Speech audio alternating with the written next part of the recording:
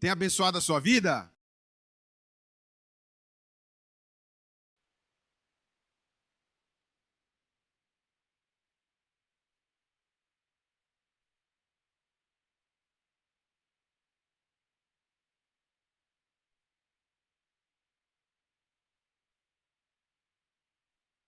Vem direto do trabalho assim, sem comer, sem passar em casa, né? A gente vem com fome, né? E olha só, e você trouxe o quê? Eu estava perguntando pro pessoal aqui atrás o que eles trouxeram. Eu falei, o que você trouxe? Bolo. O outro, bolo. O outro, bolo. Eu falei, bolo. E vocês? Bolo também? Meu Deus, vai ser só bolo, pastor. Trouxe bolo também aí, ó. É o festival do bolo hoje, mas vai ter bolo de milho, bolo de fubá, bolo de laranja, vai ter bolo de todo quanto é tipo. Então você que não era um apreciador de bolo, hoje vai ser, tá bom? Hoje você vai gostar de bolo, e vai ter um suquinho também, vai ter um chá, mas eu digo uma coisa para você, vai ter muita coisa, muita coisa. No final, então, não vai embora sem passar lá embaixo e participar dessa confraternização especial que estaremos ali, todos nós participando, tá bom? Ok? Combinado? Muito bem. Gente, então vamos começar então o nosso culto de hoje. Eu quero convidar você a reverentemente, do jeito que você está, fechar os seus olhos, para que nós aí pudéssemos convidar a pessoa mais importante. O pessoal da internet já está ligado aí? Já está todo mundo na internet aí, não? Sim ou não? Não? Não? Ok. Então, beleza. Daqui a pouco o pessoal da internet vai entrar. Vamos então orar, gente? Feche os seus olhos aí como você está. Curve a sua fronte. Vamos nesse momento ter uma palavra de oração. Senhor, nosso grande Deus e eterno Pai, louvado, bendito e exaltado seja o nome do Senhor. Ó Deus eterno, estamos aqui nesta noite, mais uma vez, para lhe render um culto de louvor e adoração. Somos pecadores, Senhor, mas nós estamos aqui, carecendo da Tua graça e suplicando a Tua misericórdia. Pedimos, ó Deus, que, por favor, mais uma vez o Senhor fale ao nosso coração. Nós viemos aqui nesta noite unicamente para ouvir a voz do Senhor. E queremos, Senhor, sair daqui na certeza que o Senhor falou ao nosso coração. Pai querido, de uma maneira especial, pedimos ao Senhor, como vem fazendo todas essas noites, todos esses dias, que o Senhor abençoe a vida do pastor Paulo. Que ele seja usado pelo Senhor mais uma vez. Que o Espírito Santo use e que as palavras ditas por ele venham ao encontro das nossas necessidades. Pai querido, convidamos o Senhor a estar conosco agora e tudo que fizermos aqui seja unicamente para honrar e glorificar o Senhor. Nos dê a tua paz, nos ilumine, nos abençoe. É o que nós te pedimos em nome de Jesus. Amém. Amém. Muito bem, quero convidar a equipe de louvor, Lucas, Laura e Joyce. É a nossa equipe de louvor de hoje. Que Deus seja louvado. E no piano temos a Kelly também. É isso aí, né, Lucas? É com você. Obrigado, Tiago. Boa noite, querida igreja. Tá fraco, tá fraco. Boa noite, querida igreja. Agora sim. Felizes por estar aqui na casa de Deus, amém? Na Bíblia, a menção, mais ou menos de 2.500 menções de que Cristo vai voltar. Mais ou menos no Novo Testamento, mais ou menos umas 320 que Jesus vai voltar. Então uma coisa eu tenho a te dizer, Jesus, Ele não nos esqueceu, Ele vai voltar. Amém? E nessa noite nós iremos louvar a Deus o hino Não Me Esqueci de Ti, 213 do nosso cenário. Convido a todos para nos ajudar.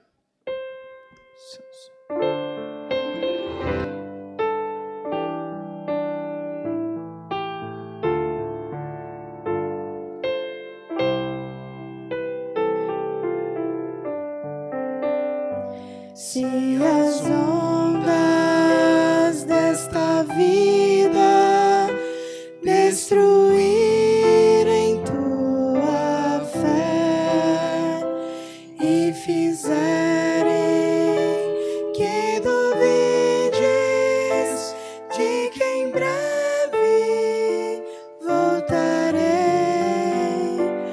volve os olhos ao passado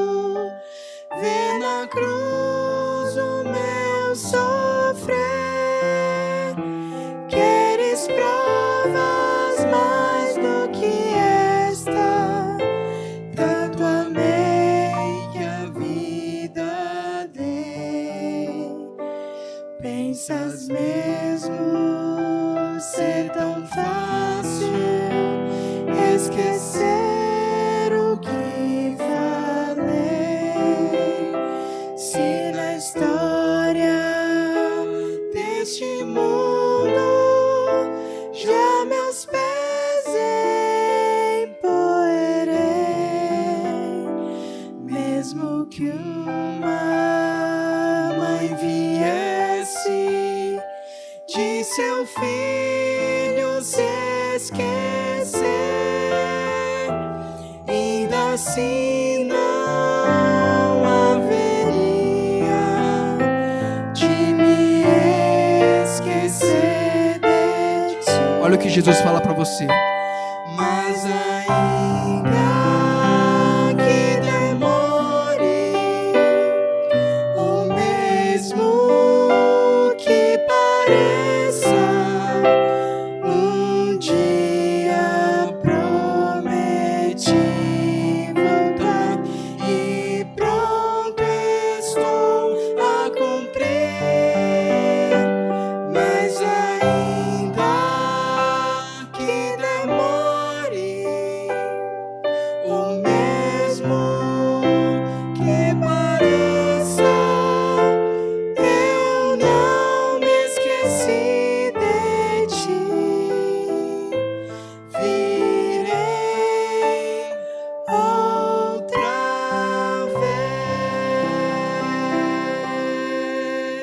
vez. Amém.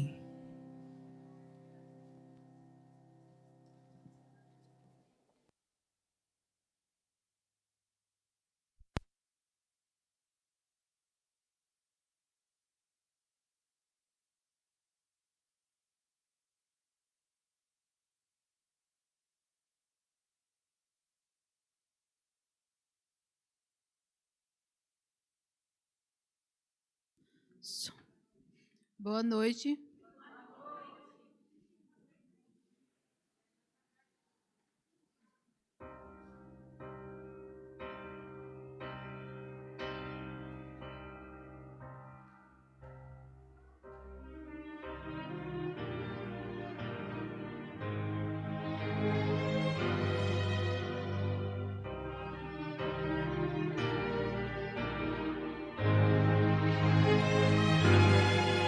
Pela via dolorosa em Jerusalém chegou certo homem carregando uma cruz. Multidões queria ver o homem condenado a morrer.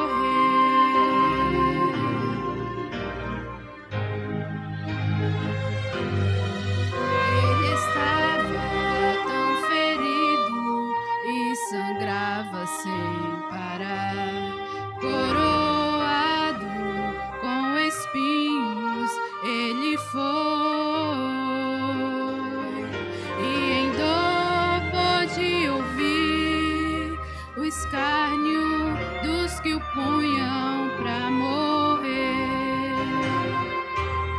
Pela via dolorosa que é a estrada do horror, qual ovelha veio Cristo, Rei Senhor,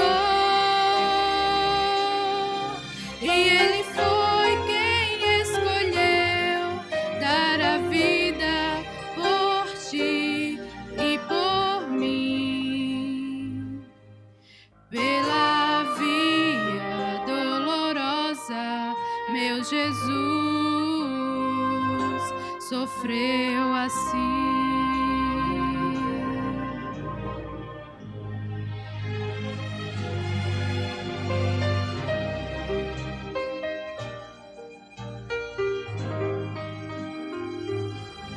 Coroado com espinhos ele foi,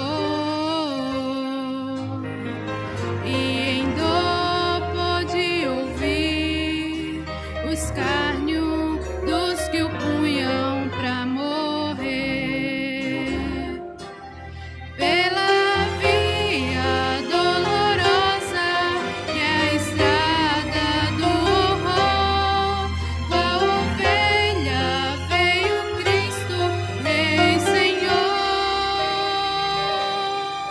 e Ele foi quem escolheu dar a vida por ti e por mim. Pela via dolorosa, meu Jesus sofreu assim. Jesus se entregou, mostrou o seu amor, morreu numa cruz em Jerusalém. Pela via dolorosa, que é a estrada do horror, qual ovelha veio Cristo, Rei Senhor. E Ele foi quem escolheu dar a vida por ti e por mim. Pela via dolorosa, meu Jesus sofreu assim.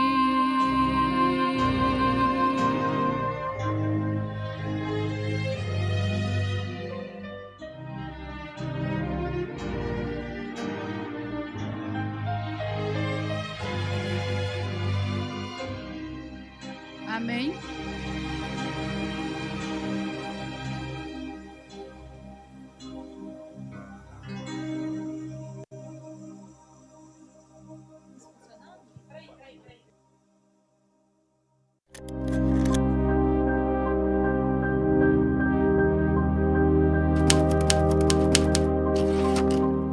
Como Jesus tratou as pessoas, define grande parte dele, da sua missão, de como Deus é e daquilo que ele espera que a gente seja também. Confrontada pelos líderes que montaram o esquema para envolver Jesus, eles trazem a mulher, empurram os seus pés, a mulher pega em adultério.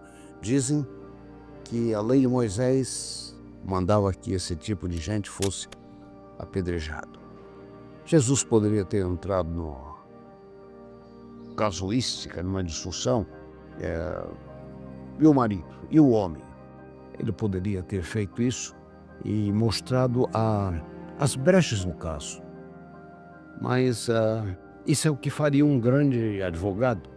E Jesus poderia ter feito isso. Ele não fez. Ele passou a defender a pessoa. E como ele fez isso? Manifestando uma extrema disciplina, com os olhos que parecem nem piscar. Ele olha o grupo que está aí, ele se inclina e começa a escrever na poeira do mármore do templo. Cada um se aproximou e foi ver o que ele escrevia. Provavelmente eles viram, como diziam os pais da igreja, uma lista dos pecados deles. E Jesus então conclui com um desfecho extraordinário. Quem não tem pecados, atire a primeira pedra. Quem não tem pecados, eles não se atreveriam. E Jesus então pergunta para ela: onde estão os teus acusadores? Ninguém te condenou? E ela disse: não, Senhor. E ele responde então para ela: nem eu te condeno. Vai e não peques mais. Ao dizer nem eu te condeno, ele abriu uma extraordinária forma de tratarmos com os culpados também. A culpa reconhecida. Jesus recebeu cegos, pobres, aleijados. O elemento comum entre eles é de que a todos eles faltava alguma coisa. Faltava recursos, faltava certamente amigos, conexões, oportunidades na vida. Jesus os tratou essas vítimas da vida como verdadeiros nobres. O curioso ainda é que, contrário à maioria dos líderes religiosos através da história, Jesus deixou claro que a verdadeira revelação de Deus não se faz das instituições humanas. A verdadeira revelação de Deus é apresentada nas pessoas. No capítulo 25 de Mateus, Jesus deixa claro que no julgamento final, a pergunta não será se você creu, mas se você amou. Jesus não valorizou credos ou doutrinas, ele valorizou os copos de água que são servidos no seu nome. E, na verdade, a maneira como nós tratamos a pessoa revela a nossa verdadeira apreciação pelos credos e doutrinas. Então, uma coisa não anula a outra. Em sua atenção e serviço aos pobres e necessitados, Jesus respondeu à grande pergunta de como Deus é. Deus é assim. Deus se preocupa com as pessoas. Jesus Cristo, ele é o relâmpago de Deus nas trevas dos homens.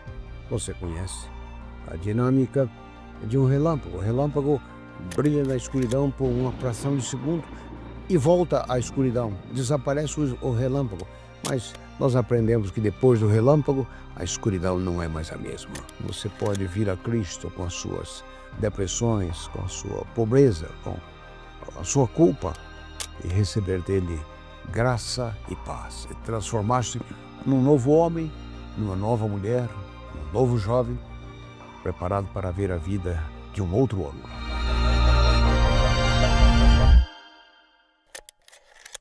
Aqui, gente, que amanhã vai ter um brinde super legal. Então, se você vir, você vai concorrer, né? Com certeza. Então, queridos, até amanhã, hein? Amém. Deus seja louvado. Parabéns Amém. àqueles que ganharam.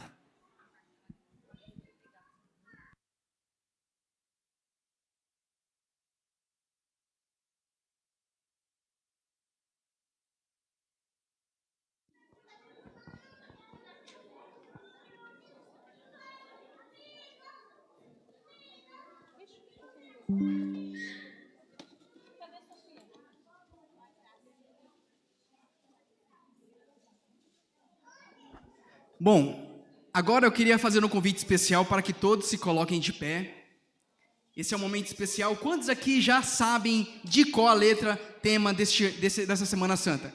Quantos aqui? E tem alguém inseguro. Irmãos, nós estamos no 6º dia, hein, da Semana Santa. Por favor, hein, nos ajude. Esse é um hino muito especial. É um hino que fala que Jesus, ele é o Filho de Deus, que morreu numa cruz para nos salvar.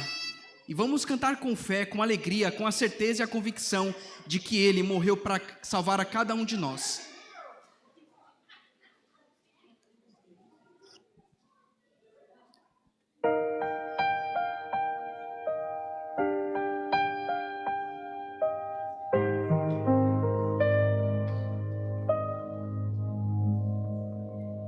Tão inexplicável amor, o Criador do universo veio aqui morrer numa cruz, entre espinhos e dor tão cruéis. Ele venceu, revelando perdão. Ele é Jesus, o Filho de Deus. O seu amor, o céu se abriu.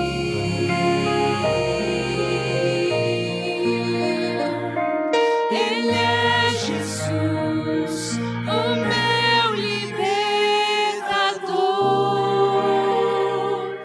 Sua paixão revelou que existe um Deus vencedor.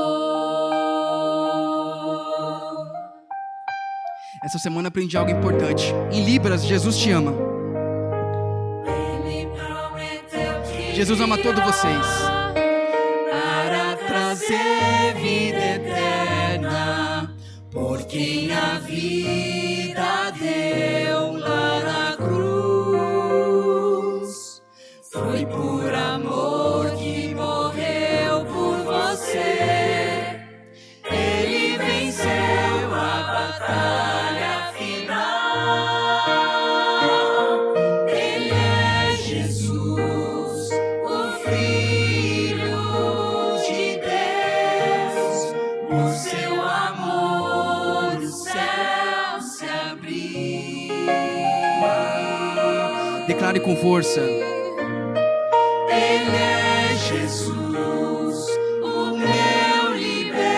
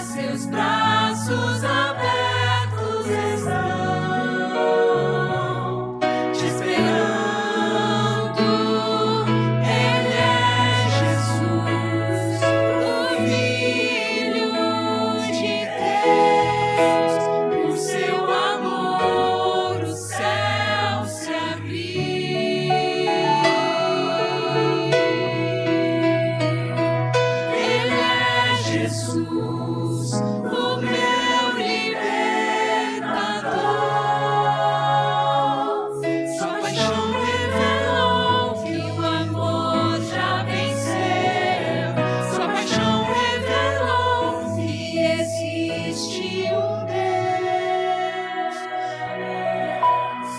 vencedor.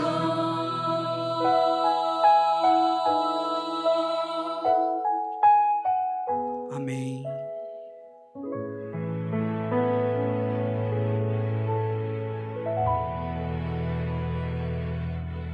Boa noite a todos. Convido a vocês ficarem de joelho para falarmos com o nosso Deus.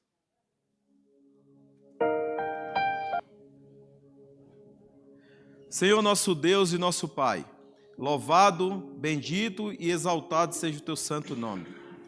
Queremos, Senhor, agora te agradecer porque o Senhor nos trouxe aqui à tua presença, em tão boa circunstância. Tem pessoas também que estão na live nos assistindo.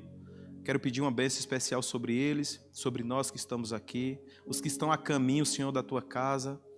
Mas em especial, Senhor, quero colocar o nosso pastor Paulo em tuas mãos. E pedimos, Senhor, carecidamente que o teu Santo Espírito possa envolvê-lo de tal forma, Senhor, que as palavras dele não seja dele, mas seja do teu Santo Espírito. E que as mesmas possam adentrar os nossos corações, para que possamos sair daqui, Senhor, não como entramos exatamente, mas transformado pelo poder da Tua Palavra.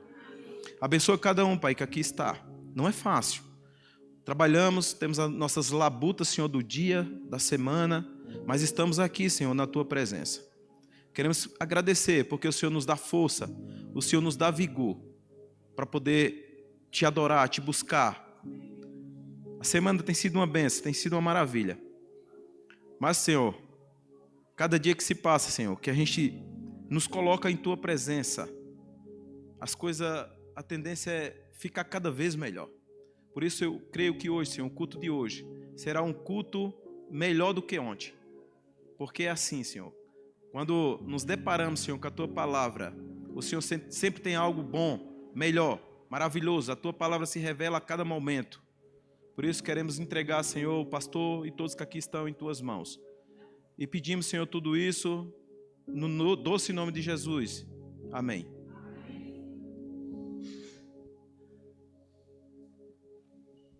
Quem fica é você.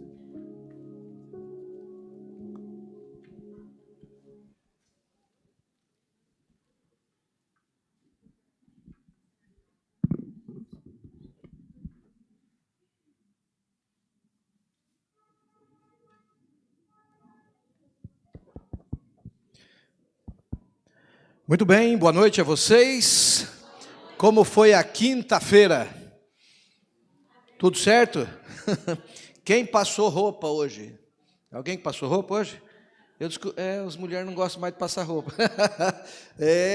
Enquanto eu falava de lavar roupa, todo mundo levantava a mão, porque tem máquina, né? Mas não inventaram a máquina de passar roupa ainda. Está aí um desafio para os jovens, a nova geração. Inventa uma máquina de passar roupa, que põe a camisa aqui, sai passado do outro lado. Seria uma benção, não seria? Beleza, muito bem. Tem gente, olha, amanhã é feriado, hoje é véspera de feriado. Tem gente que já chegou parente ou não? Tem alguém que já chegou, um familiar em casa? A cara deles de felicidade, não chegou ainda. Beleza. Mas quem que vai receber parente? Alguém aí, o parente avisou que vai vir ou não? Ninguém? Ih, mas vocês estão ruins de família, hein? Família de vocês, vou te falar, hein? Ninguém vai vir visitar vocês? E vocês, vai visitar alguém ou não? No feriado? Alguns falaram que vão, é isso aí, né? Vai lá, dá um abraço, né? Toma um suco de uva junto, depois volta à noite para o programa aqui. Tá bom? Eu não tenho parente perto, mas se tivesse eu ia, né? Meus parentes é bem longe. É Paraná, Santa Catarina, Rondônia, então está bem longe, né? Está bem longe. Gente, é isso. Ontem eu estava a caminho, eu saí 6 horas de casa. Eu moro em São Bernardo do Campo. Eu sempre saio às 6 e dá certo, né? A gente chega aqui faltando 15 minutos, 20 minutos, mas ontem não deu certo. Eu acho que é Jardim Eliana, onde tem ali um parque de diversão e uma roda gigante, assim, bonita, colorida. Vindo para cá, é Vila o quê? Jardim Primavera, tem uma estação de trem, né, Interlagos, Primavera, e para cima tem um parquinho com uma roda gigante. Eu não sei o que aconteceu, acabou a luz ali, os semáforos virou um problema, e eu parei ali. Todo mundo desligou o carro, desliguei o meu, falei, bom, Deve andar daqui a pouco, era 7h30. E o negócio não andou, e faltava 8 quilômetros, e não andou, e o Waze, e foi subindo 5 minutos, mais 5, mais 5. Aí, quando faltavam uns 10 minutos, eu mandei uma mensagem para o pastor Geazi. Falei, pastor, não vou chegar. E falei com o Tiago também, falei, olha, fica alguém de prontidão aí, ao menos que libere agora o trânsito aqui. Não liberou. Quando deu 8h30, eu continuava no mesmo lugar. Aí eu desci do carro, todo mundo desceu do carro, o pessoal conversando e tal. Uns iam na lanchonete comprar alguma coisa, voltava para o carro, plena avenida. E aí então eu pedi licença para os carros do lado aqui, o canteiro era estreitinho, dava uns menos de 1 metro. Ainda bem que eu estava com o carro mais alto. E aí então, quando andou ali uns 5 metrinhos, eu pedi licença e atravessei o canteiro com muito cuidado para não bater em nenhuma moto. E aí voltei então para São Bernardo do Campo, né? Triste, muito triste. Mas hoje nós estamos aqui. E para não chegar atrasado hoje, não enroscar no caminho, eu saí 5h30. Meia hora antes, né? E cheguei aqui 19h35, 2 horas e 5 minutos. Mas amanhã é feriado, amanhã em 1h15 vem, né? Sábado também, se Deus quiser. Gente, eu trouxe também o meu bolo e meu suco. Eu prometi, né? Tem que ser de palavra, levei lá. Então o pessoal aí, um trouxe paçoca, outro trouxe... Alguém fez arroz doce? Você fez arroz doce? Então é o seguinte, ó, depois eu fico perto de vocês, tá bom? Eu gosto de arroz doce, muito bom, muito bom. Gente, durante essas noites de Semana Santa, programação especial, a programação tem sido preparada pelo Escritório Central em Brasília. Então, as mesmas músicas, essa música que a gente cantou aqui, está sendo cantada no oeste de Santa Catarina, está sendo cantado no interior do Mato Grosso, está sendo cantado na Serra do Rio de Janeiro, e assim por diante. Muito legal. No litoral da Bahia, né, Ilhéus, todas, são 17.000 igrejas e grupos adventistas em todo o Brasil. Até ontem nós seguimos os personagens certinho, mas eu separei hoje, amanhã, em diante, algo mais personalizado. Mas foi preparado com muito carinho um vídeo bem curtinho, porque hoje em dia os vídeos têm que serem curtos, né? As pessoas têm pouco tempo, internet, então os vídeos têm 1 minuto. Domingo à noite foi sobre Judas, segunda-feira foi sobre Caifás, terça-feira foi sobre Pilatos. Bom, hoje tem um videozinho sobre a mãe de Jesus, Maria.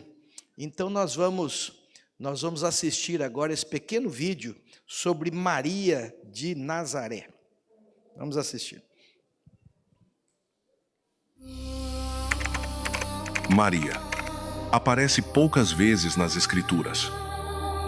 Uma mulher simples, sem destaque social, escolhida por Deus não por posição, mas por disponibilidade. Nas bordas de Caná, ao perceber a necessidade humana, Maria não impõe, não exige, apenas confia. E com a serenidade de quem crê plenamente no Filho, declara: façam tudo o que ele disser.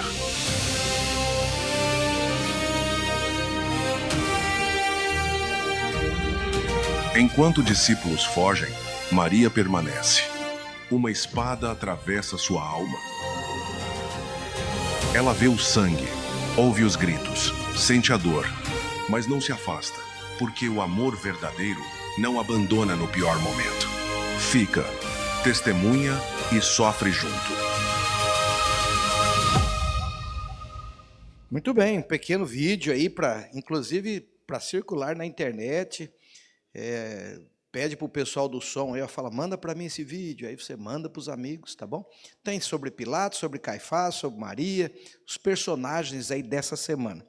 Falando em Maria, amanhã eu vou conversar um pouquinho com vocês, o tema de amanhã, quem foi Jesus de Nazaré? Marca aí. Amanhã é o seguinte, na faculdade de teologia, a gente gasta 5 meses, tem várias matérias, grego, hebraico, história da igreja, Isaías, Pentateuco, arqueologia, português, inglês. Tem muitas matérias da Faculdade de Teologia, são 4 anos. E tem uma matéria chamada Cristologia, são 5 meses, é fevereiro, março, abril, maio, junho. Mas amanhã, em 30 minutos, é um supra-sumo, é um resumo, sobre quem foi Jesus de Nazaré, esse personagem emblemático da divindade, que inclusive tem muitos debates na sociedade, né? De uma maneira geral, católico, evangélico, de uma maneira geral, crê direitinho, mas tem algumas correntes que crê um pouquinho diferente sobre a pessoa de Jesus.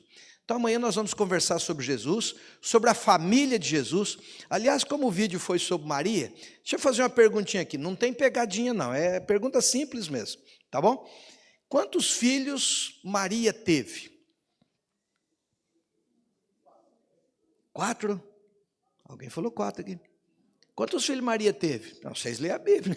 Não tem pegadinha, não tem pegadinha. É aquilo que está no Evangelho mesmo. Mateus, Marcos, Lucas e João, os 4 evangelhos. Quantos filhos Maria teve? Não acredito. Não vai comer bolo desse castigo. Maria teve um filho só, Jesus. Um só. Pastor, mas espera aí, a Bíblia fala que Jesus teve uns irmãos. Espera aí. Então você vem amanhã. Vem amanhã. Maria teve um, mas José teve 7 filhos. Pelo menos 7. Tem um verso da Bíblia que fala o nome de quatro homens e algumas mulheres. Falou, tua mãe e teus irmãos estão aí. Então, amanhã nós vamos conversar sobre isso, tá bom? Muito bem. Gente, tá com a Bíblia aí? Bom, antes só um detalhezinho. Cadê a Regina? Tá aí? Tá aí, Regina? Você continua animada? Você continua querendo o livro? A Regina está me cobrando faz uns 3 dias. Eu quero o livro do senhor, eu quero o seu livro. Mas você vai ler mesmo? Tem muita história aqui.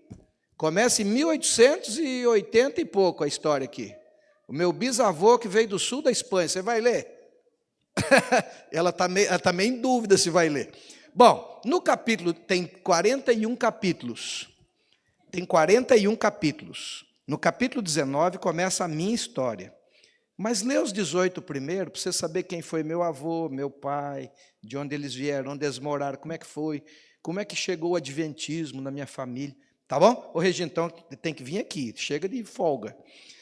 Tá bem? Então, eu abri porque eu queria fazer uma dedicatória para você aqui, senão estava lá. Aí, ó. Tá aí. Mas pensa numa mulher que está duvidando de mim, tá aí, ó. Tá certo? Regina. Inclusive, você vai descobrir que eu tive uma tia-avó chamada Regina. Tá bom? Irmã da minha avó, chamava Regina. A minha avó chamava Rita, mas a irmã dela chamava Regina. Essa Regina veio da Itália. Regina Grattoni.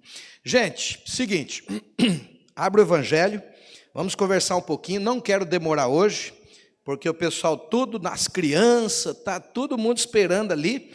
Mas, de qualquer forma, vamos primeiro ter o pão espiritual, para depois ter o pão material. Evangelho de Mateus, capítulo 26, os versos 17, 18, 19. Vamos ver um pouquinho aqui sobre a Páscoa, tá certo? O título da mensagem de hoje é A Páscoa em 4 atos, em 4 momentos. Diz assim, Mateus 26, 17, 18, 19.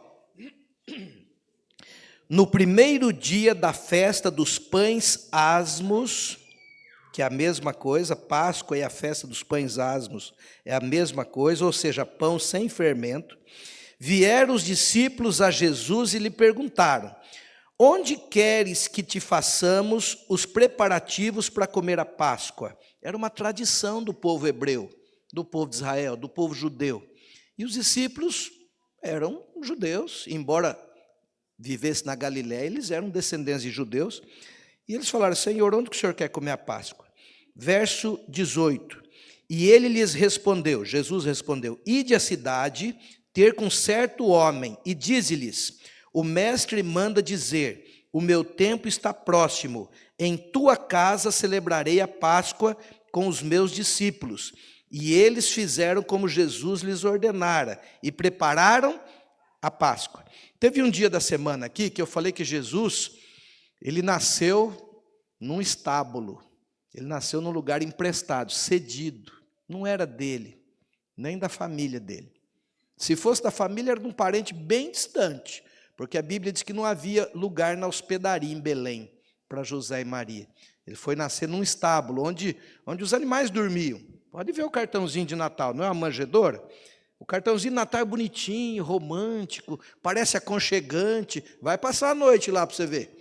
Tem mosquito, cheira mal, eu acredito que de madrugada frio. Mas foi ali que o rei do universo nasceu. Um lugar que não era dele, cedido. Jesus entrou a entrada triunfal em Jerusalém, que a gente diz que é o domingo de Ramos, num jumentinho que não era dele, emprestado. Jesus carregou uma cruz que não era dele, era de Jesus Barrabás. O primeiro nome era o mesmo, mas o sobrenome era outro. E era um homem maior que Jesus, mais forte, um salteador, um bandido, escalava muro, tinha quadrilha, mas foi esse que o povo escolheu para ser solto. E não deu tempo do homem que preparava a cruz fazer outra. Falou, vai essa mesmo. Tá certo? E Jesus carregou uma cruz que nunca foi preparada para ele. Jesus foi sepultado num túmulo que não foi preparado para ele. Era da família de José de Arimateia. E Jesus comeu a Páscoa numa casa, num salão emprestado. Falou, vai lá, fala com esse homem, se ele cede para a gente fazer a nossa ceia junto, naquela noite de quinta-feira. E o homem cedeu.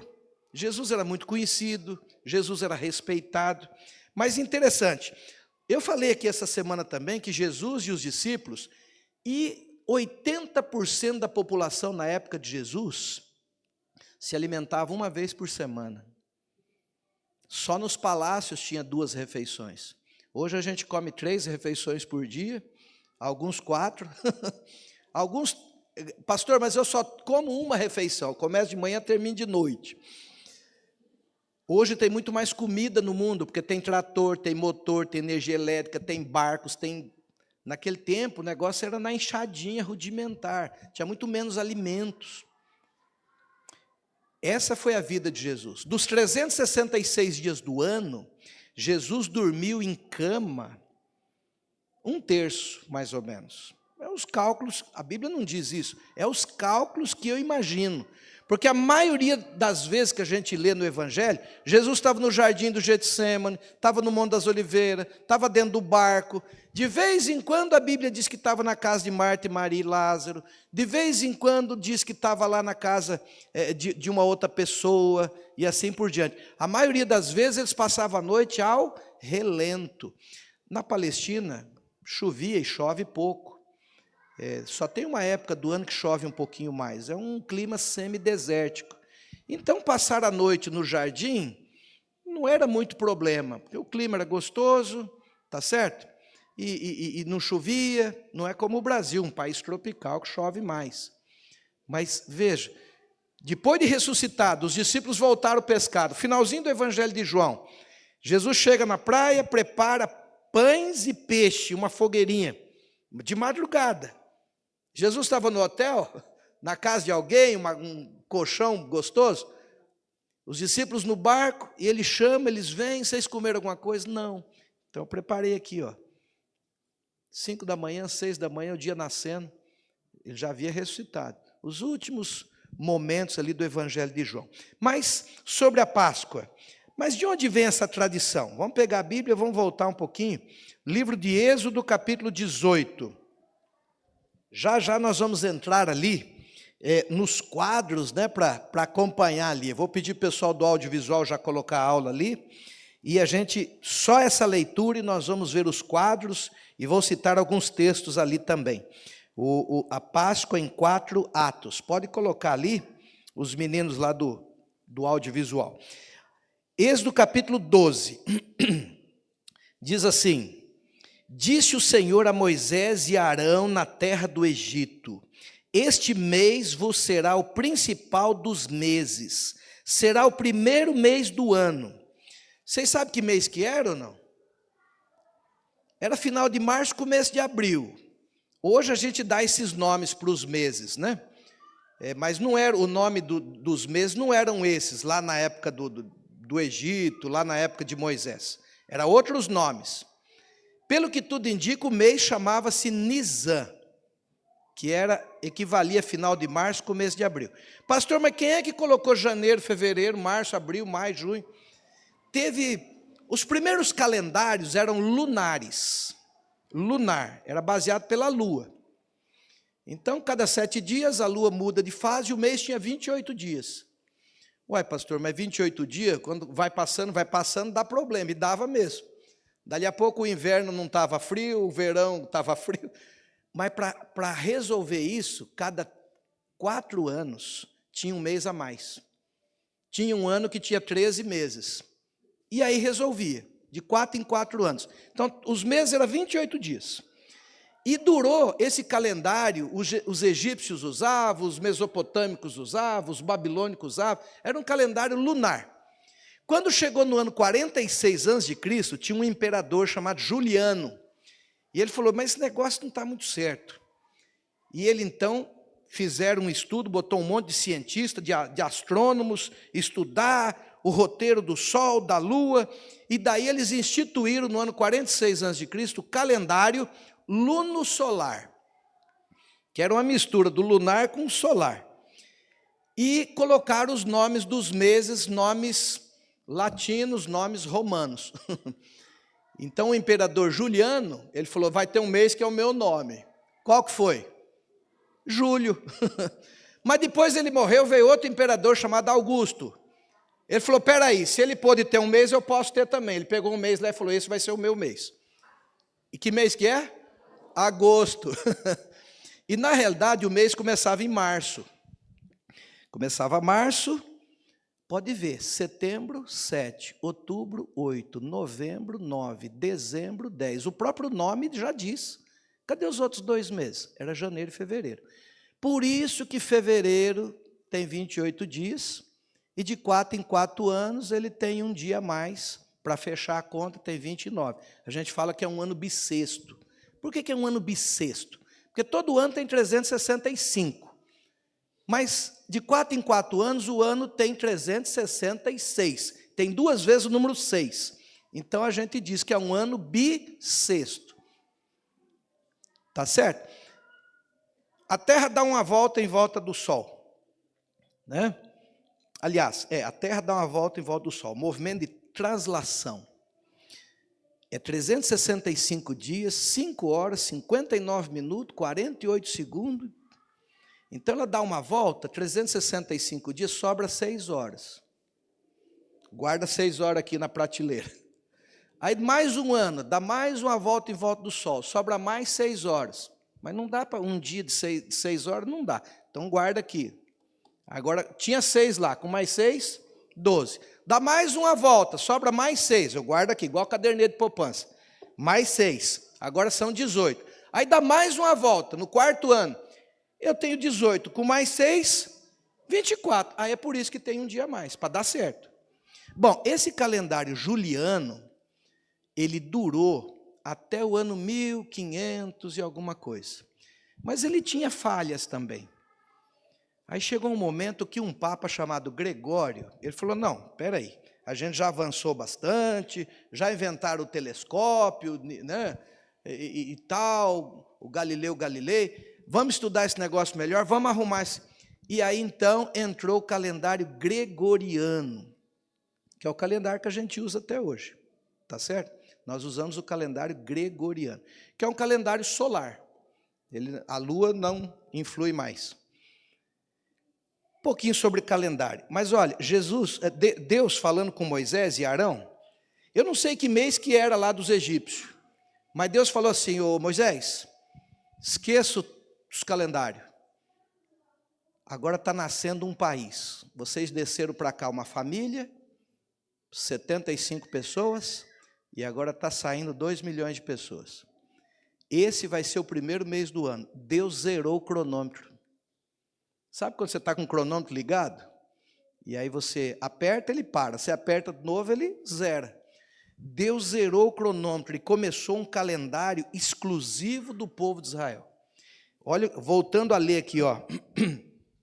Capítulo 12, verso 1.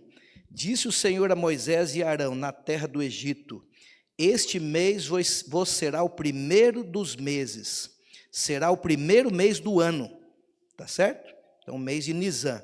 E aí ele continua aqui falando, verso 6: e guardareis até o 14º dia deste mês. Deus foi dando as regras, explicando para eles.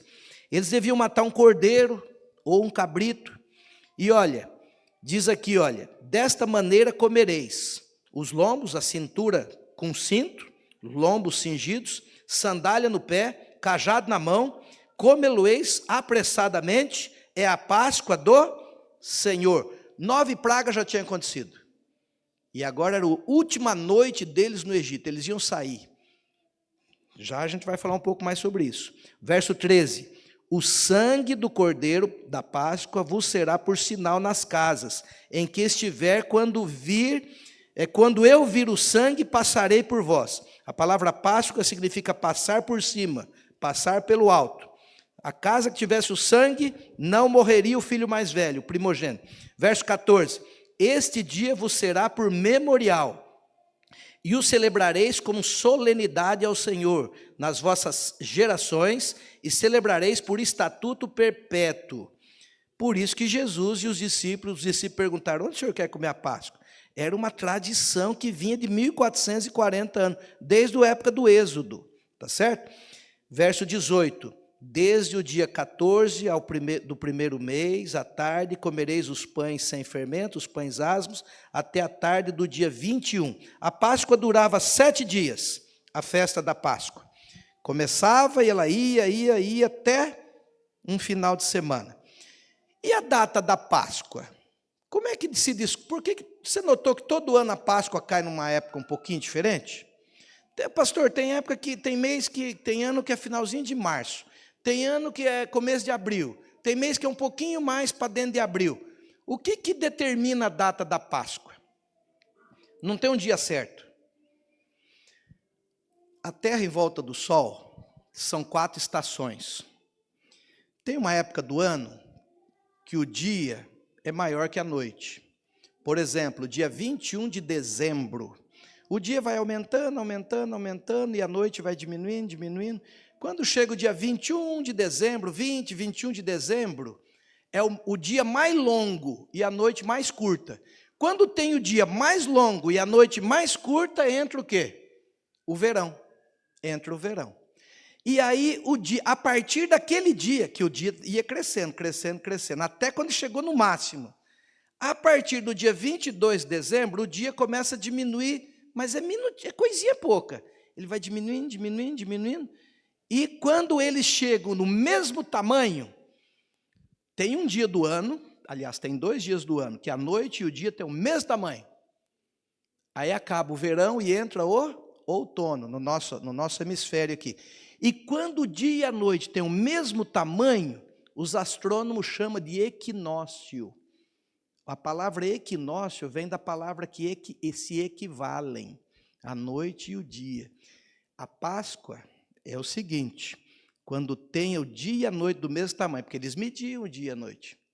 Eles não tinham relógio, não tinham cronômetro igual nós, mas eles mediam. Como é que eles mediam? Com areia, com água. Você já viu aquele reloginho de areia? Chama ampulheta. A gente coloca aqui, depois a gente vira. É uma amostra. Tem ampulhetinha pequena que é 5 minutos, tem de 20 minutos. Eu tenho uma lá, nem lembrei, senão eu trazia hoje. Mas, eles mediam. E eles iam marcando, iam medindo, marcando. Tinha gente só mexer com isso. Que era lá, o rei estabelecia esse camarada só para medir. Serviço bom, né? Ô, serviço bom, fala a verdade. Quando entrava o sol, ele ia lá e olhava o tanto de areia. Né? E eles descobriram que tinha um momento lá que o dia e a noite eram do mesmo tamanho, e eles marcavam. Na realidade, muda a estação. A Páscoa é o seguinte: quando tem o equinócio, mesmo tamanho, a primeira lua nova é a Páscoa. É por isso que a Páscoa todo ano muda um pouquinho. E o Carnaval? A data do Carnaval é determinada pela Páscoa. Você tem a Páscoa, você volta 40 dias, você ter o carnaval. Esses 40 dias, quem é bom católico aí? Como é que é o nome desses 40 dias? Quaresma, que vem da palavra 40. Por que quaresma? Porque na Idade Média, a igreja católica, a igreja cristã, o pessoal levava muito a sério, o povo era muito simples. Então, 40 dias antes da Páscoa, a igreja dizia, ninguém mais come carne. E o padre ficasse sabendo, eles comungavam a pessoa, o pessoal ficava bravo. Eu não tiro os méritos, era um tempo mais simples, não vou ficar julgando, né? Talvez se eu estivesse lá, a gente pensava igual. Mas olha, 40 dias antes eles entravam numa preparação para a Páscoa. Olha como era solene a Páscoa. 40 dias antes, a família já começava a se preparar. Parece os muçulmanos têm um período de 40 dias também, chama de Ramadã. Eles não comem carne, só depois que o sol entra, né, à noite, e tal, e tem lá as orações e tal, tem o costume deles também. 40 dias. Então, é o seguinte, como as pessoas sabiam que eles iam ficar 40 dias sem comer carne, quando chegava 40 dias antes, o cara lá do sítio matava um boi, chamava os amigos, fazia churrasco, comia churrasco de manhã, meio-dia, no meio da tarde, de noite, ia dormir com um espeto na mão. E eles apelidaram isso, que era o festival da carne, porque eles comiam muita carne, que era para enjoar, para depois ficar 40 dias sem comer. E eles deram o nome de carnaval na Itália. Essa festa, a despedida da carne, porque depois eles iam ficar 40 dias. Foi assim que surgiu o carnaval, tá certo? Um festival da carne. Bom, voltando, hoje em dia o cristianismo não come carne, amanhã, né? Tem muita gente que não come carne amanhã, sexta-feira. Daí o tal do bacalhau, né? Eu vou comer peixe, aí o peixe sobe, a televisão fica fazendo reportagem lá no Mercadão, o bacalhau, o azeite, a batata. Eles não sabem nem o porquê, mas o repórter está lá. Ele não sabe nem de onde vem isso, mas ele, né? Mas tudo bem, com a sinceridade de cada um. Cada um vai ser julgado segundo a luz que recebeu. Vai ter muita gente simples no céu que não entende nada de Bíblia. E vai ter muita gente que entende muito de Bíblia que não vai estar no céu. O sermão do sábado passado. Os grandes encontros no céu. Cada um vai ser julgado segundo a luz que recebeu. Por exemplo, antes de Cabral chegar no Brasil, vamos ilustrar isso. Antes de Cabral chegar no Brasil, vamos imaginar as caravelas. Dizem que a primeira cidade do Brasil, do estado de São Paulo, é São Vicente. Então vamos imaginar que os primeiros, ali perto de Ubatuba, tinha uma tribo indígena chamada Tamoio. É o nome da rodovia, inclusive, que desce para Caraguatatuba, rodovia dos Tamoios. Porque tinha uma tribo de índio lá em Ubatuba. Aliás, o nome da cidade de Ubatuba significa muita canoa. Ubá é canoa. Ituba, ou Tiba, é muito. Pirituba, muita taboa. Caraguatatuba, muito caraguatá, aquele abacaxizão. Que mais? Enfim, Tuba, Curitiba, aí muito pinheiro. Então, Tuba, né? Itatiba, muita pedra, Itatiba. E assim por diante, o Tupi-Guarani. Vamos imaginar que esse índio Tamoio, ele não sabia ler, não sabia escrever, o negócio dele era pescar, comer peixe, banana. Mas tinha a tribo lá, 1000 pessoas. Cada um tinha a sua canoa. Eles não tinham Bíblia, não tinha religião, não tinha padre, não tinha pastor, não tinha missa, não tinha culto, mas eles tinham uma noção ética. Isso sempre acompanhou o ser humano. Sempre acompanhou o ser humano. Paulo diz isso em Romanos capítulo 1. O que acontece? Tinha índio honesto e tinha índio malandro, já naquele tempo. Tinha índio que passava o dia inteiro pescando para sustentar os filhos e a esposa, né, limpava o peixe e tal. E tinha índio que ficava dormindo. Aí de noite ele ia lá e pegava o peixe do outro. Tinha índio que ficava 6 meses construindo uma canoa, trabalhando um tronco de madeira. Tinha índio que não... Aí ele pegava a canoa do outro e roubava. Tinha a lei da aldeia. Quando acontecia isso, o que eles pegavam? Pegava o índio, surrava, batia, para ele se inteirar. Primeira vez, né? Aí, agora é para você aprender. Eles tinham as leis deles lá. Segunda vez, terceira, até não sei o que acontecia, né? Não sei as leis deles lá, mas tinha as leis dele. essa aqui é a esposa desse índio, essa aqui é a esposa desse índio. De vez em quando o índio ia, queria a esposa do outro. Aí os outros descobriam, davam uma surra nele. Não tinha chegado homem branco ainda. Não tinha chegado os europeus. E vamos dizer que esses índios, a maioria, eu acredito que eram pessoas honestas, 80%, 90% da aldeia. E vamos supor que lá em 1400 e pouco, um índio lá morreu com 70 anos. Ele viveu a vida inteira honesta, pescando, sustentando a família, com a esposa dele, os filhos, educou os filhos, tudo direitinho. Ele cria no Deus Tupã, ele tinha uma noção de um Deus maior que ele. E ele morreu. Nunca viu Bíblia, nunca viu igreja, nunca ouviu falar de Jesus. Será que esse índio vai estar no céu? Se ele viveu a luz que ele recebeu, muito provavelmente vai estar. Eu não sei dizer quem vai estar, quem não vai estar.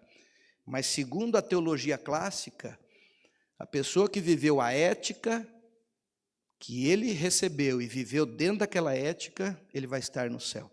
O Quarteto Arautos do Rei da Igreja Adventista canta um hino muito interessante sobre a eternidade, que pessoas salvas vão chegar para Jesus e vão perguntar assim: que feridas são essas nas suas mãos?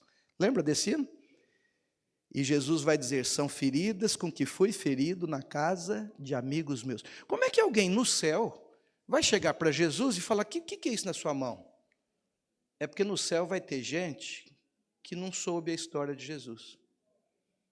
Mas ele está lá, porque ele viveu com sinceridade a fé que ele recebeu, a pequena fé que ele recebeu.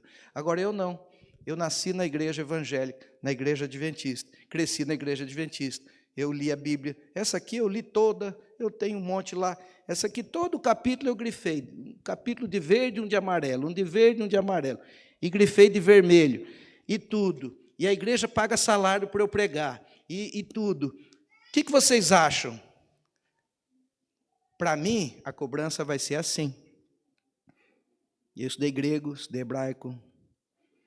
Agora, para o irmãozinho simples, que não consegue ler, que não teve oportunidade de leitura, ele só assina o nome, e ele vem na igreja com toda sinceridade, e ele vive o que ele recebeu, Deus vai cobrar dele isso aqui, de mim isso aqui. Então a minha responsabilidade é muito maior do que o irmão da igreja. Cada um será cobrado segundo, a Bíblia diz, cada um segundo as suas obras. A Bíblia diz isso. Bom, vamos aos slides. Já que nós fizemos todo esse alicerce, vamos fazer uma casa em cima agora. A Páscoa em 4 atos. Rapidamente ali, os primeiros 3 slides são um pouquinho mais lentos, pode deixar lá. Os meninos do audiovisual, pode deixar lá. Quando eu fui começar, ele tirou. Põe lá para nós. 4 atos, a gente não vai em teatro, né? Eu acho que eu nunca fui em teatro. Eu já vi encenações de rua, assim. Mas, assim, encenações na igreja, dizem que tem uma história lá, eles dividem em alguns capítulos, então eles falam que é atos. Então, a Páscoa em 4 momentos da história da humanidade, nesses 60 séculos de história. Vamos à frente um pouquinho. Esse primeiro slide, ele já vi em casa, ele demora um pouquinho mais. É isso mesmo. Está acontecendo, Marcelo? Tá. Pode deixar que eu controlo daqui. Ele demora um pouco mais mesmo, fica tranquilo. Tá?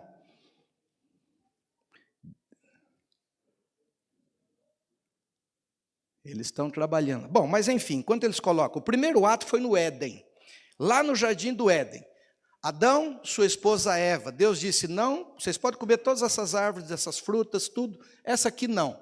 Tem muita gente que diz que é uma historinha, essa é alegoria, essa é novelinha.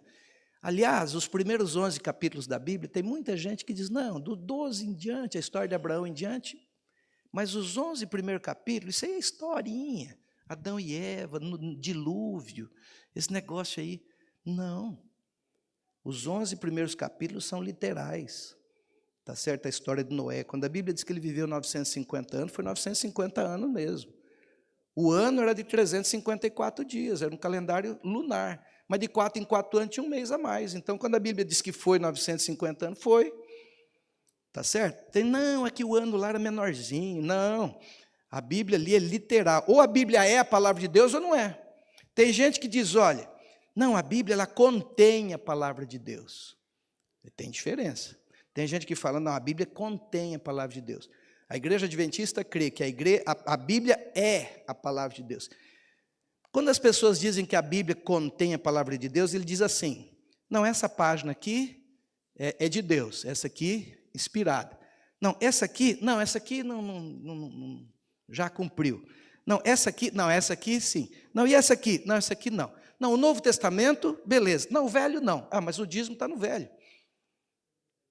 O dízimo do Novo Testamento foi instituído no Velho. Aí, não, mas aqui, a Bíblia não é que contém a palavra de Deus, a Bíblia é a palavra de Deus. Ok, vamos lá então, vamos ver se agora as coisas vão à frente. Vamos torcer aí para que dê certo. Existe um pequeno delay, mas a gente administra aqui. Obrigado, os meninos lá em cima, estão fazendo o melhor deles.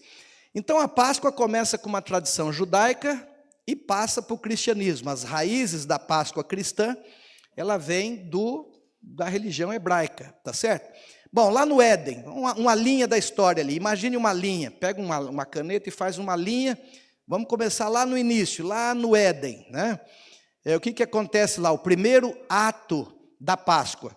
Deus disse, olha, vocês podem comer de todas as frutas aí, mas dessa aqui não coma. E a Bíblia diz que Adão estava ter tido talvez com outra coisa, mas não tem nada contra as mulheres. Poderia ter sido Adão também, né? Bom, Satanás ali em forma de serpente, ela achou interessante uma cobra falando, não era bem uma cobra não, era outra pessoa falando. Enfim, ela acaba tomando do fruto, comendo, leva para Adão.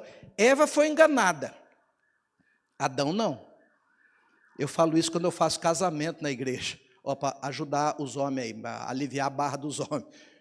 Aliás, a história de Romeu e Julieta, ela foi baseada em Adão e Eva.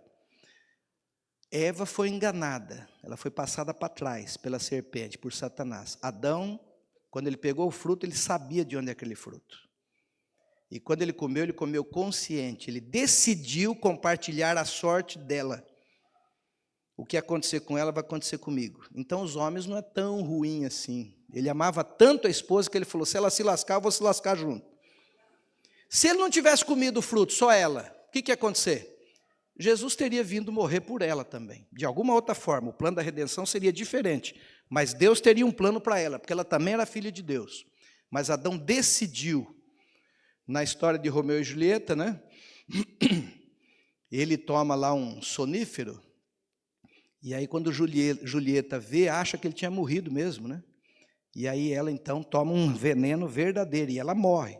E quando ele acorda, o Romeu acorda, e a moça que ele gostava está morta. E aí ele toma o veneno e morre também. Essa é a história de Romeu e Julieta. É um final trágico, né? Muito bem, mas vamos voltar aqui. O cordeiro morto no Éden. Interessante que a pele do cordeiro, Deus fez roupa para eles. Olha que interessante. Eles não morreram, eles foram morrer 9 séculos depois. Deus deu um tempo de misericórdia para eles. Eles mereciam morrer naquele dia. Eles não morreram, mas 2 cordeiros morreram, pelo menos 2. Tá certo? Porque foi feito vestes para eles. E eles eram grandões. A antropologia é quase unânime, né? O homem era muito mais alto. Qual a altura de Adão, mais ou menos? Alguém chuta aí? Não é só a igreja adventista. Testemunha de Jeová, presbiterianos, luteranos, há um consenso que Adão era muito maior.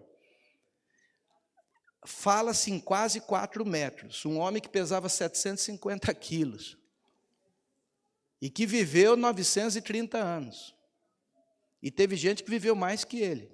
Matusalém viveu 969 anos. Bom, depois do dilúvio, Deus foi diminuindo a idade deles. Pode ver ali na Bíblia, Gênesis 10, 11, 400, 300, 200. Abraão viveu 175, Isaac viveu 186, mas foi diminuindo. Moisés viveu 120. Bom, Deus fez roupa para eles ali. O segundo ato, então esse foi o primeiro ato. Um cordeiro morreu, foi feito vestimenta para Adão, para Eva, e Adão e Eva, arrependidos, mas mesmo fora do Éden, continuaram temente a Deus, tiveram grandes desilusões, um filho matou o outro, começou a desgraceira. Mas 9 séculos eles tentaram fazer o que pôde. Teve 2 linhagens antes do dilúvio, a linhagem caimita, os descendentes de Caim, a Bíblia fala deles, e a descendência de Sete, um outro filho que Adão e Eva tiveram, a descendência setita. E dessa descendência a Bíblia fala dos patriarcas, Enos, e vai falando o nome de cada um, Enoque, e Noé, e assim por diante. Bom, chegamos no ano 1445 a.C., o ano 700 e pouco depois do dilúvio. O povo de Israel estava onde? No Egito, né? E chegou o momento de sair, mas antes, para a gente saber o que aconteceu. O povo hebreu que chegou com festa, recebido com banda de música, porque o governador era José, e o faraó era de descendência semita, era faraó Ixo, mais claro, a pele. Eles haviam invadido o Egito e houve algumas dinastias de faraós semita. Então a família de Jacó foi muito bem recebida. Deu a melhor terra no delta do Nilo para eles. Só que o tempo passou, 215 anos se passaram, e eles então se tornaram escravos. A Bíblia diz que subiu um faraó no poder que não conheceu José. Uma pena, né? E aí então começa, vocês sabem da história, não precisamos gastar muito tempo. Moisés, que era para ser o próximo faraó, mesmo sendo hebreu, ele foi adotado pela filha de faraó. A filha de faraó chamava-se Hatshepsut. E o faraó do Êxodo deve ter sido Ramsés II, deve ter sido. E aí o que acontece? Ela procura uma mulher para criar o menino, que ela era solteira, não tinha leite. E Miriam aparece da história, eu conheço uma mulher que pode cuidar. Esperta demais a Miriam, né? E conseguiu fazer um acordo com a filha do faraó para a mãe, Joquebede, criar o próprio filho, Moisés, por 12 anos. Depois ele foi para o palácio aprender língua, estratégia de guerra, astronomia, e Moisés foi educado na toda a ciência do Egito, porque ia ser o próximo faraó. Mas um dia aconteceu um problema, ele teve que fugir, vocês sabem da história, ele vai parar lá na península do Sinai. Jetro tinha umas filhas, umas meninas, ele era midianita, a Bíblia diz que ele era sacerdote em Midian, um pouquinho diferente da religião hebraica, mas ainda temia Deus, o Jetro. E aí então Moisés acaba casando ali com a filha de Jetro. Enfim, Deus o chama na sarça ardente. Ele já não falava muito bem a língua egípcia mais, ele quis dar desculpa, Deus falou, você vai. Não, mas então leva o teu irmão, ele fala. E Moisés e Arão, várias vezes, por 9 vezes pragas, né? 9 pragas, sabe? Mas o faraó não voltava atrás, parece que ia liberar o povo, não liberava e tal. Sempre houve essa tensão entre o povo de Deus e o povo que não é de Deus. Sempre houve. Lá antes do dilúvio, os caimitas e os setitas. E o pessoal caimita estava aumentando mais e mais e mais, e até alguns descendentes setitas também começou a crer igual eles. Não tem Deus não, esse negócio aí, larga para lá. A tal ponto que Deus falou, não tem mais ninguém. E ele chama Noé, fala, Noé, prepara um barco, eu vou acabar com esse negócio aqui. Morreu muita gente também da descendência de Sete no dilúvio. Não foi só caimita. Muita gente descendente de Sete também morreu, porque abandonou a igreja, desviou do caminho, mesmo sendo da descendência boa. Nesse mundo haverá pessoas muito boas que passaram pela igreja e vão se perder, que conhecem toda a verdade vão se perder. Bom, só 8 pessoas entraram na arca. Noé, o 10º depois do dilúvio, e 3 filhos, a esposa e 3 noras. Bom, voltando aqui para o Êxodo, depois de 9 pragas, então chega a 10ª praga, no capítulo 12 que a gente leu. E Deus diz, mate um cordeiro. Olha o cordeiro de novo, mate um cordeiro. Passe o sangue na porta. O anjo vai passar no meio da noite. Vocês estejam todos prontos, sandália no pé, cinto aqui, tudo prontinho. E a casa que tiver o sangue, o menino não vai morrer, o mais velho. Eu fico imaginando um menino lá de 14 anos, às 5 da tarde, o pai não tinha matado o cordeiro. Ele falou, pai, peraí. Não, eu estou fazendo aqui, estou encaixotando as coisas, nós vamos mudar, nós vamos sair do Egito. Pai, vamos matar o cordeiro, pai. Eu acho que o mais interessado era o menino mais velho. É ou não é? Sabe, hoje nós somos esse menino. E acontece que à meia-noite, então, o anjo passou e, na realidade, eles, na casa que tinha o sangue na porta, quando o anjo passou, não morreu. Não é que Deus precisa de um sinal. Deus é onipotente. Não precisava ter um sinal na porta para Deus saber. Deus sabia a casa quem era fiel e quem não era. Mas Deus queria que nós, seres humanos, fizéssemos uma parte. Deus sempre pede alguma coisa para a gente. O ato de passar o sangue na porta era um ato de fé. Deus sabia. Deus sabia. Para Deus, para Ele, não precisava passar sangue na porta. Mas para nós, seres humanos, para o povo hebreu, precisava. Eu quero ver quem é fiel e quem é obediente. É igual a fruta lá para Eva. Então era só um negócio de passar com um raminho, um sangue na porta. Se fosse hoje em dia, tinha muita gente que ia falar assim, besteira, palhaçada, para com isso. Quando a gente fala, não coma isso, não beba aquilo, não fume. Olha, Deus tem um dia, está na lei. Olha, aqui e ali, o dia começa no pôr do sol. Tem muita gente que fala hoje, isso é tudo bobeira. Sempre existiu assim. E muita gente dos egípcios foi avisado, olha, passa o sangue na porta. Tinha hebreu que tinha um amigo egípcio, era amigo dele, vizinho. Cara, passa aí. O cara falou, isso é bobagem. E o filho dele morreu. Então é o seguinte, esse foi o segundo ato. E eles saíram, em 1445, saíram do Egito, chegaram com 75 pessoas e saíram com 2 milhões. Né? A Bíblia fala em 600 mil homens de 20 anos para cima. Homens aptos para a guerra. Fora os meninos de 14, de 13, de 12, as meninas, mulher, somando tudo, mais ou menos 2 milhões de pessoas. Que coisa, né? E naquele dia nasceu a nação de Israel. Até o calendário, Deus zerou o cronômetro. Vamos à frente. Lá no deserto, Deus falou, faça uma barraca, uma tenda, deu o nome de tabernáculo, e vocês instituiu a tribo de Levi, vai ser a tribo sacerdotal. O pecador, quando pecar, uma falha grave, ele traz um cordeiro, o pecador traz. E o pecador mata o cordeiro, não é o sacerdote. O pecador chegava no pátio, ele matava o cordeiro, que era para causar repulsa mesmo. Você já matou um frango? Você já matou um cachorro, um gato? Eu, se depender de mim para matar um bicho, eu viro vegetariano hoje. Porque a gente come porque não vê matar. Mas se eu tivesse que matar, não dá. Não é matar imagine um franguinho. Quando a minha mãe, eu era menino no Paraná, minha mãe ia matar o frango lá para o Natal, para não sei para. Eu corria atrás da casa, porque eu tinha crescido dando milho para o frango, para o pintinho, e brincava com ele, corria atrás dele, ele corria atrás de mim e tal. Agora eu ia matar o frango. Tinha um bezerro chamado Tequinho no nosso sítio, desde pequenininho. Aí um dia o Tequinho sumiu, eu era muito pequeno, eu tinha 4 anos. O Tequinho sumiu, já era um boi. E a minha família não queria contar para mim o que aconteceu. Muitos anos depois, eu descobri que o Tequinho foi para o frigorífico. Está no meu livro aí. A minha família não queria traumatizar o menino, criança, mas cadê o Tequinho? Sumiu o Tequinho. O pecador que matava a ovelha, que era para ele sentir na pele o pecado. Depois que ele matava o cordeiro, ele entregava o cordeiro morto para o sacerdote, para o levita. Aí o levita pegava um pouco do sangue numa baciazinha, ia lá, queimava o animal no altar de sacrifício, que ficava lá fora, está vendo a fumaça lá? Ficava lá fora. Aí ele entrava com uma amostra do sangue dentro do santuário, o sacerdote, espargia um pouquinho do sangue ali no altar de incenso, que era um outro altar que queimava umas folhas aromáticas, um cheirinho que representava as orações.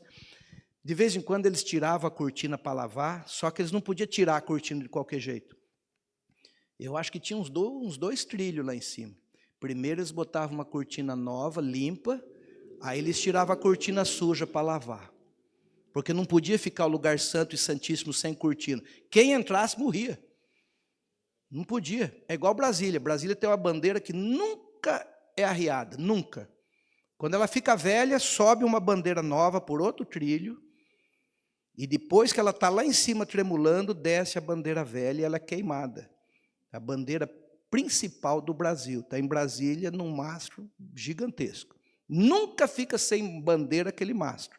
O altar nunca ficava sem aquele véu. Tá certo? Bom, isso representava E uma vez no ano, o sumo sacerdote fazia uma expiação geral do santuário.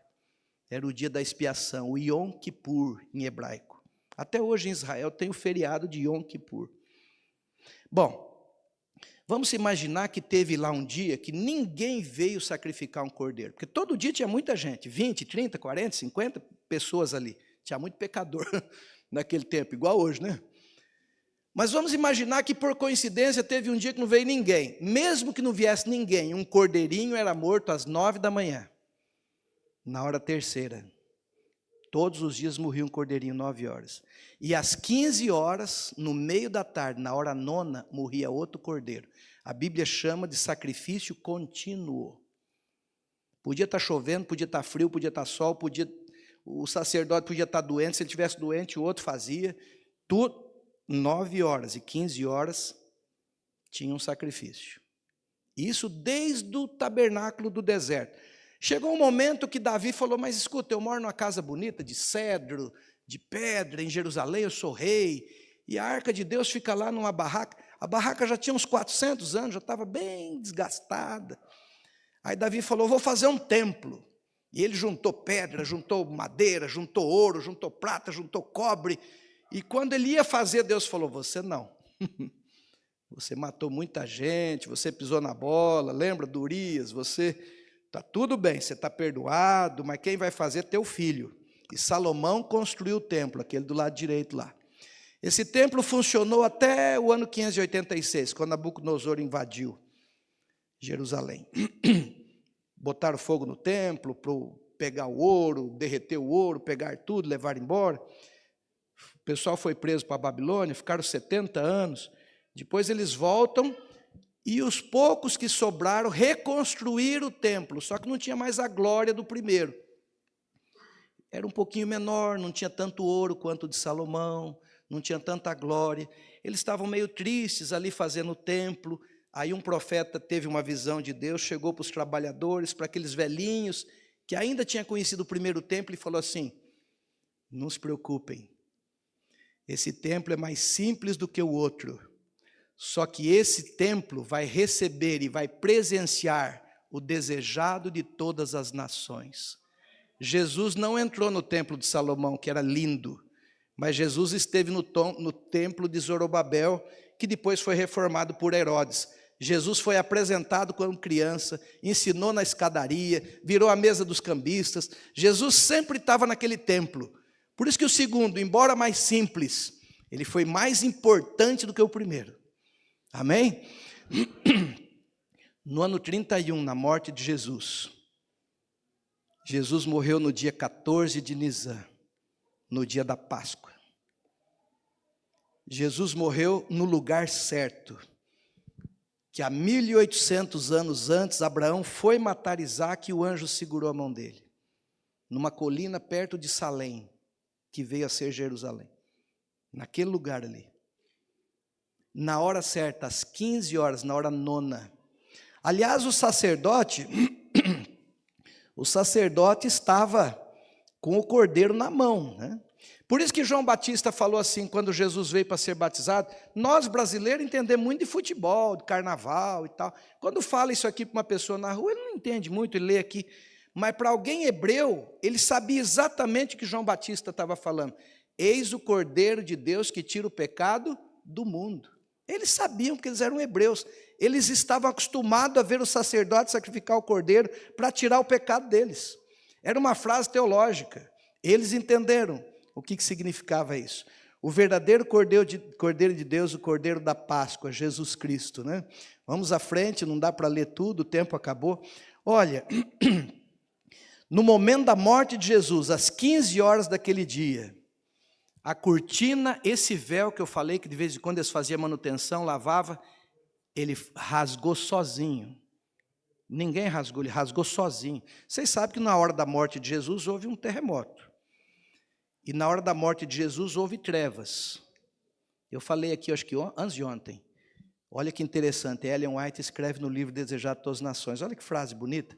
Ela diz, quando Jesus nasceu, houve luz no meio das trevas. Os pastores de Belém, a estrela. E quando Jesus morreu, houve trevas no meio do dia. porque ele era diferente de todos os demais. Jesus era 100% humano e 100% divino. Um dia eu estava pregando isso, freguesia do Ó, um menino de 12 anos sentado no primeiro banco. Quando eu falei isso, ele falou assim, mas então Jesus era 200%? Sermão de amanhã. Quem foi Jesus de Nazaré? 100% humano, 100% divino. Único, 200% no universo. O cordeiro, tinha um sacerdote com um cordeirinho, com o cutelo. Na hora que ele foi matar, o cordeiro escapou. Por 1400 anos, um cordeiro foi morto às 15 horas. Aquele daquele dia não foi morto, escapou. O livro Desejado a Todas as Nações diz isso. Porque o verdadeiro cordeiro de Deus estava morrendo lá fora da cidade. Depois da morte de Jesus, nós não precisamos mais sacrificar cordeiros, porque Jesus é o nosso cordeiro, né? Não há necessidade de nós continuarmos. Deu uma travadinha aí, pessoal. Vamos ver se a gente consegue ir para os últimos dois. Isso. Olha o que Paulo fala em Coríntios 5:7. Porque Cristo é a nossa Páscoa, foi sacrificado. E em Hebreus 10:12. Mas este, havendo oferecido sempre um único sacrifício pelos nossos pecados. Jesus é o Cordeiro da Páscoa. E agora em 2026? Primeiro ato em azul, no Éden. O segundo ato no Êxodo, o Cordeiro. Terceiro ato na época de Jesus. E agora, em 2026? Pastor Paulo, pode comer chocolate? Pode, não tem problema. É uma tradição, não tem nada a ver com a Páscoa. Mas lá na Ucrânia, na Rússia, na Alemanha, no século XVIII, as mães faziam doce, amendoim doce com açúcar. Elas quebravam o ovo de pato, bem com cuidado, colocavam os amendoim doce lá dentro, tampava com papelzinho, pintava os ovos. Sítio, pessoa simples, e dava para as crianças na Páscoa. Que o ovo também significa vida. E aí surgiu a história do ovo. E não é mais com amendoim, agora é de chocolate. E o bacalhau? É porque lá na quaresma não comia carne vermelha, então na sexta-feira o povo come peixe, então come bacalhau. Se bem que está R$300 o quilo, né? O mais simples é 90, eu não comprei. Não deu. Alguém pergunta, pastor, nós adventistas de vários anos, de 20, 30 anos, adventistas tradicionais, podemos comprar um ovo de Páscoa para as crianças? Irmãos, não tem nada a ver, pode comprar. Posso comer um bacalhau? Pode, não tem problema. Tem certas coisas que, embora seja tradição, que embora não tenha nada a ver com a Páscoa, com o Natal, eu posso ter uma árvore de Natal na minha casa? Pode, não há problema nenhum. Se não fere um princípio, se não fere um mandamento, se é uma tradição bonita, não tem problema, dar um presente para as crianças no Natal, comprar um ovinho de Páscoa para as crianças, tá certo? Só que explica para a criança que, na realidade, Jesus é o Cordeiro da Páscoa e assim por diante. Bom, terminando aqui, Jesus come a Páscoa com seus discípulos, é a mesa da Santa Ceia que a gente fala, que Jesus possa estar conosco em todos os momentos, momentos difíceis, momentos felizes também. Na hora do perfume e na hora do espinho. Às vezes a gente procura Jesus só na hora da dor, só na hora do espinho. Mas vamos lembrar de Deus em todos os momentos da nossa vida, porque a gente quer ir para o céu. O céu vai ser o céu porque tem Jesus. Não é porque tem rua de ouro, a árvore da vida é bonita, está tudo certo, o rio da vida, o muro, a porta de pérola, tudo legal. Mas o céu é o céu porque tem Jesus. Você já pensou passar a eternidade com o Mestre Jesus? Hoje nós usamos 4% da nossa capacidade mental. Você já pensou na eternidade, quando nós formos transformados? Paulo diz em Coríntios 15, num abrir e piscar de olhos nós seremos transformados. E isso que é corruptível se revestirá da incorruptibilidade. Você já pensou a gente usando 100% da capacidade mental? No começo da eternidade eu vou olhar para Adão assim. Depois de uns 100 anos da eternidade eu vou olhar para ele assim. E quem sabe depois de uns 200, 300 anos na eternidade eu vou olhar para ele assim. Porque eu vou crescer à estatura dos anjos, não só na estatura física, mas na capacidade mental. Eu fico imaginando na eternidade Deus chegar para a gente assim num sábado à tarde, depois da refeição. E que refeição vai ser no céu, hein? Se suco de uva da Super Bom já é o melhor do Brasil, feito pela Igreja Adventista, imagine o suco do céu. Super Bom vai ficar longe. E aí Deus vai dizer assim: hoje à tarde nós vamos fazer uma excursão, e não precisa pagar. E ele diz assim: nós vamos para a galáxia de Andrômeda. Já pensou os salvos todos? E Deus vai mostrando as galáxias, os universos, as coisas. E aí nós vamos estudar geologia, astronomia, estudar biologia, estudar um monte de coisa, mas principalmente teologia. Eu quero estar no céu. Primeiro que não vai ter mais hemodiálise, não vai ter mais canal de dente, não vai ter mais câncer, não vai ter mais morte, não vai ter mais vacina, não vai ter mais dengue, não vai ter mais chikungunya, não vai ter mais cirurgia. Ontem eu estava no dentista, ele falou: tem que fazer um canal. Eu falei: cara, eu tenho 59 anos, não vou fazer mais não. Põe um negócio artificial aí. Esse mundo é complicado, né? De vez em quando a gente vê um irmão fazendo hemodiálise. 4 vezes na semana o sangue tem que passar dentro de uma máquina. Corta o coração da gente. Aí a gente encontra um outro irmão ou familiar com câncer. E é tão complicado e a gente não pode fazer nada. A gente luta, ora, vai. Alguns são curados, outros não. Por quê? Deus é quem sabe. Isaac morreu os últimos anos, 7 anos cego. Será que Isaac não orava para Deus para ganhar a visão? Senhor, me dá a visão de volta. Ele orou. Deus não restituiu a visão de Isaac. Ele era filho de Abraão, pai de Jacó e Esaú. A tal ponto que ele deu a bênção errada. Ele falou: o cheiro é de Esaú, mas a voz é de Jacó. E a roupa, e passou a mão na roupa, e deu a bênção para o cara errado. Será que ele não orava para pedir a visão de volta? Pediu, mas Deus falou: já está velhinho, não vou te dar a visão. Paulo ficou com um problema de saúde. Ele falava: o meu espinho na carne. E ele pedia desde a visão de Damasco, lá do caminho. Paulo ficou com a visão ruim. Por isso que Timóteo que escrevia algumas cartas. E ele orava para Deus. Eu acho que doía as vistas dele, ele tinha problema. E Deus um dia falou para ele: Paulo, para de pedir isso que eu não vou te dar. Você vai conviver com isso aí. Hoje em dia tem gente que põe um cartaz na frente da igreja: cura divina, domingo, 19 horas. Faz agenda para Deus. Deus cura alguns e Deus não cura outros. Deus decide. Na igreja adventista nós oramos por pessoas doentes e entregamos na mão de Deus. E muitos são curados. Só que nós somos ruins de propaganda. Quando um irmão é curado, uma irmã é curada, uma criança é curada, a gente não faz muito barulho. O povo aí fora faz um barulho danado, faz vídeo, faz reportagem. E aí no outro domingo está lotado de gente lá com muleta, com cadeira de roda. Mas esse não é o objetivo. O objetivo é salvar a pessoa para o reino do céu. Quantos anos ele vai viver? Deus decide. Deus abençoe vocês. Quem vai cantar, me falar o nome? A Bianca. Bianca, canta para nós. Isso porque eu falei que ia falar pouco hoje, hein, Bianca? Já pensou o dia que eu falar bastante, Bianca? Aí o povo está no sal mesmo.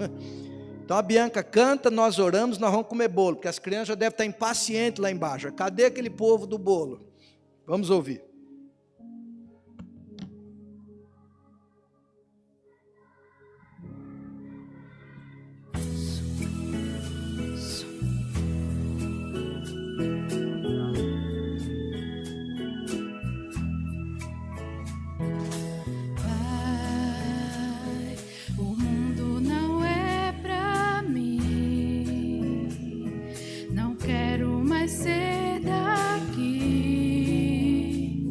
Espero a salvação.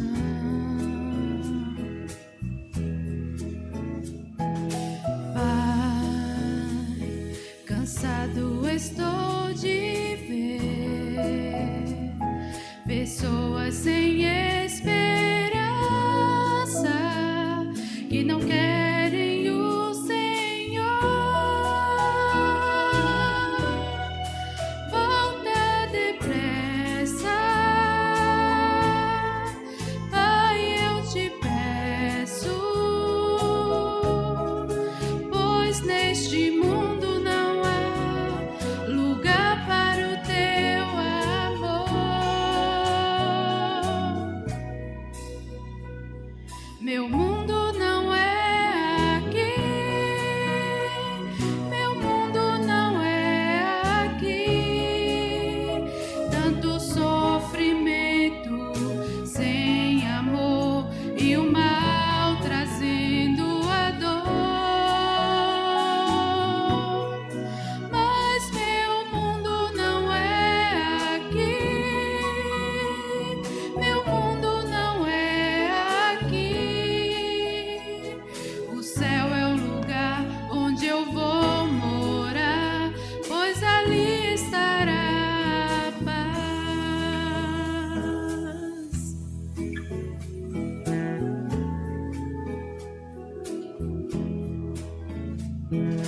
Pai,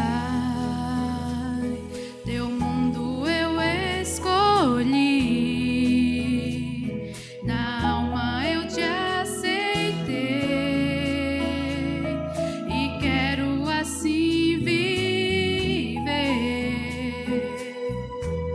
Oh, Pai, eu sei que irei te ver na glória do teu retorno, quando tua voz falar. Vem cá, meu filho, estou contigo. Este é o mundo de paz que tanto você sonhou. Meu mundo não é aqui, meu mundo não é aqui. Tanto sofrimento sem amor e o mal trazendo a dor. Mas meu mundo não é aqui, meu mundo não é aqui. O céu é o lugar onde eu vou morar, pois ali estará a paz.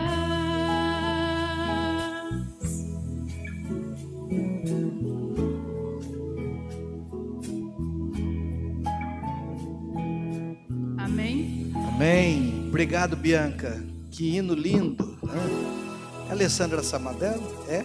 É. Às vezes a gente pega a Bandeirantes, a Anhanguera, à noite, aí bota o pendrive ali e vai vendo ouvindo essas músicas, né? Coisa linda. Gente, amanhã, quem foi Jesus de Nazaré? Quem eram esses irmãos de Jesus? Quantos anos tinha Maria quando ganhou Jesus? Onde é que estava o Jesus divino quando ele morreu na cruz? Como é que foi isso? Como é que alguns segmentos religiosos hoje encaram Jesus? É filho de Deus mesmo ou é um profeta? Amanhã, 20 horas. Nós temos vários amigos e amigas nos visitando, mas alguém me disse que, Lucas, esse aqui é seu, esse kit aqui, vem cá. Me falaram que você é pastor evangélico, é isso? Então, mais do que justo, é ou não é? Um camarada simpático, né? Simpático, Lucas. E que nome, hein? Doutor Lucas. Aqui tem uma colomba e tem o suco de uva que eu fiz propaganda agora há pouco, da Super Bom. É consagrado em laboratório o melhor suco de uva do país, tá bom? Já na Universidade Federal de Campo Grande, analisaram todos os sucos de uva e o suco de uva Super Bom foi o melhor. Então, vocês acham que é justo dar para o Lucas? Meu companheiro de ministério. Lucas, que Deus te abençoe. Muito, muito. Você é um cara super simpático e sincero. Que Deus te abençoe. Ora por mim, pelo Paulo, e eu oro por você, pelo Lucas, tá bom? Aliás, fica aqui na oração. Amado Pai, te agradecemos, Senhor, por tudo, te agradecemos por esta noite, te agradecemos pela saúde, pelas famílias de irmãos e de amigos que estão conosco. Senhor, que o Senhor nos manteve e nós chegamos à Páscoa de 2026 com saúde, vivos, podendo vir para a igreja com nossas próprias pernas. Senhor, muito obrigado.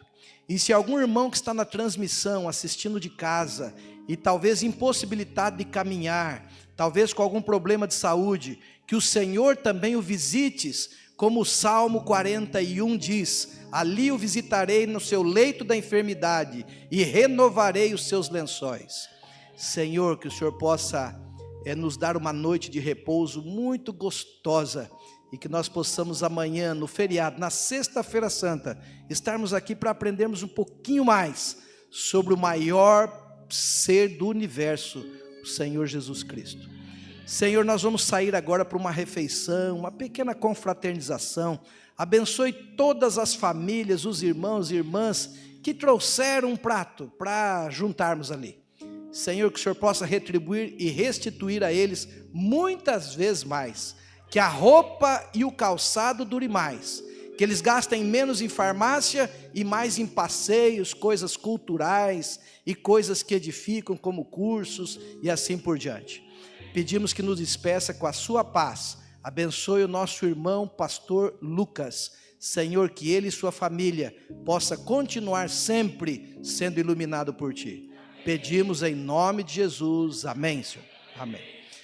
Gente, que Deus abençoe. Não vou estar na porta porque a gente vai lá para o fundo, tá bom? Lá a gente conversa. Obrigado, Lucas.